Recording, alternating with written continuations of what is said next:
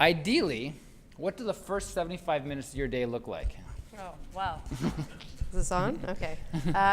We're both new moms, so our days start very, very early. But in terms of work, we always check in with each other relatively early, and we kind of set out our task list and our intention for the day. And a lot of it involves last minute running around, whether it's someone needs peanuts at one of the locations, or we forgot rice vermicelli here, or there's no backup cilantro dressing. So there's a lot of just surprises every day that come into play. And usually by lunchtime, we've got our heads screwed on right and we're ready for service. Great. As entrepreneurs, we all have tons of habits, good and bad. So as an entrepreneur, Rebecca, what would you say is your biggest strength as an entrepreneur? I have to apologize. I'm losing my voice a little bit. My biggest strength. Let's start with strength, yeah. Well, strength, I would say, is sort of thinking about things in largely as a concept. I'm thinking big picture and not worrying about the small stuff and not sweating the small stuff, and keeping a sort of a clear vision as to the end point and try to fulfill every day that supports that goal and keeping the big picture in mind. And on the other side, as entrepreneurs, again, we all have, what would you say is your biggest weakness? Biggest weakness, as I just mentioned, that I'd like to keep the big picture always at hand, but I do have a weakness for micromanaging. When I do get to one of the locations, I find myself obsessing over detail, from everything from the staff to the product, and it's a problem that I have in terms of letting things go and being able to delegate. I like to sort of control everything myself. Never easy to do as a business grows, Yeah. of course. And a habit, what would you say, Mandy, is a habit that you wish you had, that you look at other entrepreneurs and such and you say, I really wish I was more like that and that would help me sort of? I think a daily or even sometimes a minute by minute recording of what we're doing. I mean, the growth of our business over the last almost 11 years now, there's been so many procedures and so many things in place that we both know, like we know each other's brains inside out, but there's so much that I wish was more recorded and more methodical, especially in the food industry. There's so many variables. So that's something that, I feel like I have a clone, so that's a backup, but if, if It's hard to delegate in that way. We don't have things that are in sort of have been recorded, which is I think what you're trying to say, that we're sort of trying to systemize everything because there's so many things to systemize. And so much of it lives sort of in your brains. Yes. And now as you guys are sort of growing with 2 locations and stuff, trying to figure out how to sort of make that work. Exactly, yeah. And there's opportunities to open up Mandy's elsewhere, internationally and whatnot. So as these opportunities keep presenting themselves and as we want to grow our business, that's something that we need to get more in check. Okay. Because this always comes up when we talk to to different entrepreneurs at different levels. You have people who've sold their business or serial entrepreneurs, but what was holding you guys back from being entrepreneurs? I don't think anything was holding us back. We had an interesting start to our business where we were sharing a space with Rebecca's husband and his clothing store. And we still have that on Laurier. It's actually our 3rd location. Where we still share the space, so it's a half restaurant, half clothing boutique. And I think that when we started out, that was it was a very safe way to grow our business because we were sharing a space. We were kind of and literally behind a curtain in a store with zero marketing or advertising. And as that business grew, we were able to branch out more. But I think what was holding us back from really exploding on the scene was sort of hiding in there a little bit and not being a storefront. And 2 years ago we did open storefront, and that really, we couldn't believe it. In a day there were lineups out the door, so it was a testament to it working. Great.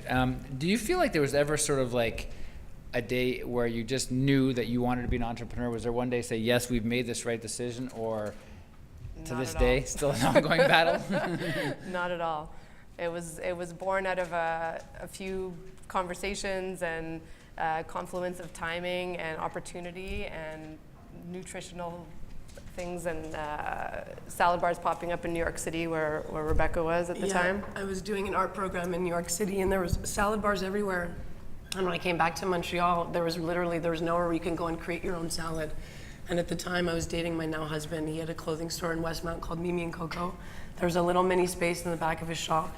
And I came back from New York, and he wanted to do paninis and espressos and more Italian-inspired little corner in the back of his shop. He had this vision of a concept, clothing and food together. And I convinced him, I said, no, look, there's this huge trend going on in New York. This was now 12 years ago with this create your own salad concept. I said, I don't know anything about food, but Mandy does. She was teaching at the time. I said, let me make a menu with her. Let us just set up shop. We built this tiny little counter in the back of the store. And we spent a few $1,000s on a little bit of renos in the back. It was a cupboard. And we put a counter, and we waited there for days. We had no sign outside, and we just hoped word of mouth through our friends and family that people would come in and we could make them salads. Mandy made an incredible menu. And slowly, word of mouth happened. We would stand there for days, and we'd be excited sometimes when 5 people would come in for a salad. And we actually closed. We closed after the first 6 months, I think, because nobody was really knew about it. And Mandy decided, let's give it a go again. I think after 8 months or something, she reopened it on her own. And that time around, word got out faster. Word of mouth spread a lot faster and more viral. And then we started getting lineups at lunch, and we realized that there was this demand for this type of food. It was what we wanted to eat every day, and there was nothing like it in Montreal. Which is, it's interesting because when you talk about entrepreneurs also, we always talk about, instead of going a mile wide, really going a mile deep. And Peter's story, same thing. I'm not trying to sell to 95%. I hope 95% of you don't like my beer, because I'm really going after that 5% that will love it and really have that key audience. And you find a key audience. It wasn't necessarily to start another McDonald's. It was to do something that was very unique and sort of really go after it. Well, everyone said at the beginning, why don't you just make sandwiches? Like, you'll get more people in here. And we had a clear vision as to what we wanted. We're very branded in terms of its package that we haven't changed since 12 years ago. And we knew exactly, we had a vision as to what the brand and product was. And we've carried through, and as long as we stayed true to the dream and the vision, I feel like people have slowly followed suit, and we believed in it, and we believe that other people would like what we like.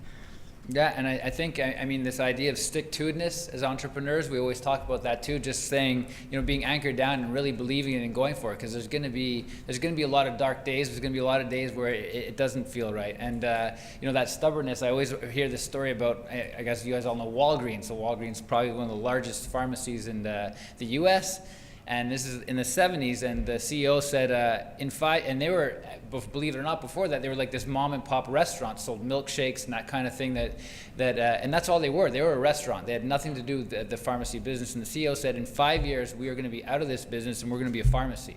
And nobody believed him because they'd been very successful doing it. And over a course of time, 6 months later, he said, in 4.5 years, we're going to be out of this.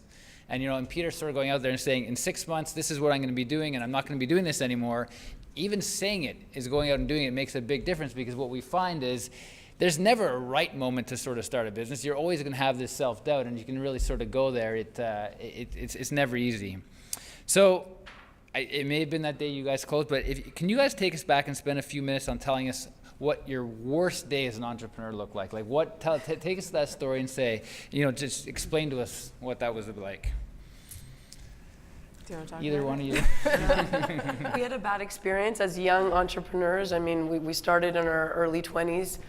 We went into a partnership that wasn't a great idea with somebody that we didn't trust, and who betrayed our trust and actually stole some of the recipes and went behind our backs and tried to create it for themselves. And we didn't have contracts in place. So I would always say, have very, very clear things written and signed. Have things signed in a partnership, no matter how much you like them or how well you think you know them. And we really got burned, and we had to actually move out of a location almost overnight because we were taken advantage of. So that was probably. We opened up in another clothing store. We were asked to it was another company that had known that we had brought in a lot of business and this sort of co-branding concept that we had started for my husband, and another clothing store wanted us to do the same for them. And we went in blindly, and it was a bad decision. So we found out they were trying to just steal the recipes and do it themselves. So that's, we got an email that wasn't supposed to be for me. It was supposed to be for the assistant that basically outlined how they were going to steal the recipes and do it themselves. So that was the worst moment. Yeah. Lovely. Yeah. And how, these moments, back to Peter's point, if it doesn't kill you, it probably is going to make you stronger and grow from that. We sign everything, we have everything very, very clearly on paper before we do anything now. Okay, and it may have been the same one. aha moment. What would you say is the aha moment you guys had in running your business that really sort of said, oh, that it just clicked and you figured something out? When we opened up our first standalone Mandy's on Sherbrooke Street in 2013, within a day or two there were lineups out the door. Granted, it's a 500 square foot place, so it doesn't take much to get to give us a lineup. But I mean, really, and it wasn't just women anymore. You know, there's this like think outside the box thing about salad, or a lot of people think, oh, salad, it's for dieters, it's for women, and it's so not what we're about. And I hope, and I like to believe that we're part of rethinking that idea, where we're actually just using natural ingredients and coming up with interesting, fun, internationally inspired menu items, and everyone's eating it. It's not just people trying to, you know, lose weight or stick to a certain regime. It's, you know, there's kids coming in and we make kid-sized salads. There's construction workers coming in. I mean, we have something called a man salad. There's 3 different types of animal in there, and I mean, you won't be hungry for hours. It's, you know, we really, it's across the board. I think we're feeding everybody really yummy, nutritious, healthy food that that's quite honestly a pain in the butt to make at home. You don't want to go home and wash, you know, heads of lettuce and strawberries and 12 other ingredients that are in every single salad. So we knew that, you know, when people were lining up at the door, this is what people want to eat, and we're, you know, we really believe in it. We go to sleep at night thinking, wow, you know, we want to eat this way, other people want to eat this way, it's working, we're giving people what they want, and we feel good about it, you know, that we're not giving like onion rings, which I love too, but you know, it's something we feel good about. Great. Obviously, you guys have this, not unique, but this dynamic of being family and partners in this entrepreneurial endeavor. So how have you found that helpful, not helpful, or what are some of the dynamics that come along with that? We're very blessed. We've heard all kinds of family business disasters, and so far it's been, you know, it's been one of my proudest, best accomplishment, and something that you know, is a bright spot in my day working with my sister. And we're very different people, but when it comes to the business, I think that our 2 different characters are a really great marriage. I don't know if you want us to go into detail of how that works. Well, I mean, if you have an example of how you guys have sort of complement each other, or how you guys even deal with conflict, because you know you have to take it home and you work and you're together a lot. So how do you find that separation between, you know, sort of the family dinners and an issue that may have happened at work, or how do you complement each other? I find that we actually have a very clear, separate relationship when it comes to personal. I mean, we're both new moms. Mandy's a second-time mom, but it's my first experience having a baby. There's a lot of commonality outside of the workplace, and we really try to separate that. I think on the weekends we specifically don't talk about work to maintain that friendship, and we come Monday morning, we're on the phone with each other at, you know, 7 or 8 a.m. and it starts. So we really like to maintain this friendship. I mean, Mandy's my best friend for everything in my life. So it's important that I have that separate relationship with her. And it's also, we sort of fell into our natural roles. I think that there's complete respect and understanding of what we each do separately. And, you know, she does all of the food part of it. I know nothing about it. There's complete respect and admiration for what she does. And I think that all of the branding and design and creativity behind the product that I love to do, she's so happy to support me with. And there's no stepping on each other's feet. There's never a competitive element, which I'm so grateful for. And I don't know, it just works. It always has worked. Great. Do you guys feel like just because of your personalities and because of what your natural skills are, that you just naturally fell into roles, that it was quite clear from the beginning what each of you would sort of take on and what roles you'd play? Yeah, I guess so. I mean, we each had our natural talents, and that really came to play when we started designing the place. It just kind of like, okay, well, I want to do this food-wise, and she's like, well, I want these colors and these chairs and this mirror there, and it just was like, it was almost, we didn't have to talk about it or we didn't have to delegate it. We just stepped up and stepped into our natural roles. Okay, can you just take us through, obviously you start with sharing a space, your own space, to multiple locations now. How have you been able to manage that growth and sort of take that big leap? Because, you know, it's not like you're incrementally growing by 5%. You're really you're potentially doubling your business in one decision. How did you know when was the right time to sort of take that step? As I mentioned before, the opening in 2013 was 100,000% convinced us that people want this. So we started looking at locations that would be, if anyone knows that area, it's Sherbrooke West. It's sort of just past the Victoria Village. It's a lovely neighborhood, but it's not, not everybody goes there. It's more residential, and there's a few office buildings and schools around there. So we started looking at more exposure, especially on the French side of things. We have a huge English following, but we really wanted to make our mark in the French side of the city. And so we started looking downtown Old Montreal, and we found this place on Crescent. And we've been open a week on Crescent. It's over 2,000 square feet. We may look like we're somewhat rested, I don't know, but we're pulling really long hours, and we laugh about it because sometimes, your dreams coming true aren't always what you think it's going to feel like or look like. We hired over 50 people for one location. I mean, we've never run that kind of operation ever before. Just the space itself and managing that many people, I think, is the biggest change for us, and just being able to manage it properly and the biggest challenge. It's like your baby, and you're handing off your baby to these 50 people that you hope are going to do the job, and you hope you've trained them well enough. But the second, like, we're here now and people are at work, and we just left. Andy's like, I feel like we just left our kids at the daycare, and we hope the daycare operator's going to know what to do.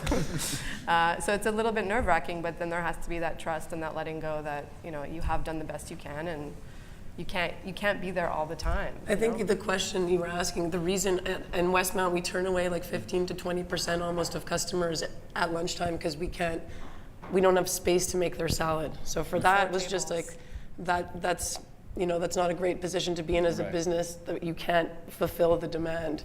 And I think that was a big reason why we wanted to open up a bigger space too, and have a big enough kitchen to supply people's needs. Do you feel like you guys now need to learn new skill sets? So, certainly you have the expertise on the marketing side, the actual product. Now that you have to sort of manage 15, 20 people, is that involving, have you figured out who's going to help? Which one of you is sort of taking the lead on that, or are you bringing in other people, more senior people, to sort of help with that? Or so brand new, you're working through it all? Yeah, it's a big learning curve right now, and there's growing pains, and we have hired an actual overall manager with tons of experience in restaurant management, and that's been helping us a lot. But there's still a lot that we're figuring out ourselves, and some of the best advice we ever learned and that we believe is the best way to learn is just doing it. You just have to do it. You can't learn it. You can't learn this in school. You can't read a book and then know it. You just have to kind of painfully grow into it. And we hear that all the time. You just have to go and do it and then figure it out, right? And then we'll all make mistakes, and from those mistakes we'll learn. So that's a very common thing. So any last, before some questions, any parting advice you have for other young entrepreneurs or more seasoned entrepreneurs that you'd like to share? I think for me, just stick with whatever your idea is. Don't divert based on people's needs or people's comments or their suggestions. I think if you have a clear vision and you truly believe in it, stick to that vision and carry it through. Don't make changes to it. Don't adjust your concept or your brand or your vision for other people's needs. If you truly believe in it, just do what you believe in and stick to it. Don't change it as you go to adjust to other people's comments or suggestions. Just stick to what you believe. That's stubbornness that all entrepreneurs must have, that most people won't understand.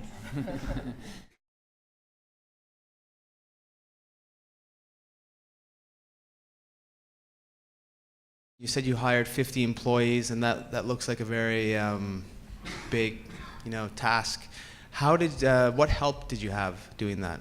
Well, originally the most important thing for us was to hire a general manager. We'd never had somebody with that kind of experience or that know-how in terms of running a large operation. So we wanted someone that was experienced, that was a little bit older and mature.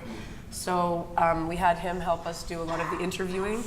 We also feel like it's very important to meet everybody that comes through those doors. And yes, that maybe we're not always going to be there because we do have 3 locations, but it was extremely important for us to meet everybody that came in to work for us. We were part of the whole interviewing process. And we almost wanted to overhire to make sure that when we opened that we weren't understaffed and that the service was going to be at its 100% best that it could be. We focused really on orientation days, which were sort of like Mandy's culture orientation. So we had 3 days once all the staff was on board, sort of business building and team building and trust exercises, and we really went to depths to sort of research different companies that we were inspired by. I worked for Starwood Hotels at one point. I remember this was 15 years ago, that there was a lot of team building exercises before they opened the W Hotel in Old Montreal, and that stuck with me very much because it was it gave me a sense of my team and a sort of inspired feeling for the company that I was working for. So we really wanted to infuse all the new employees with a really bright, excited energy that we wanted to carry through to the customer eventually.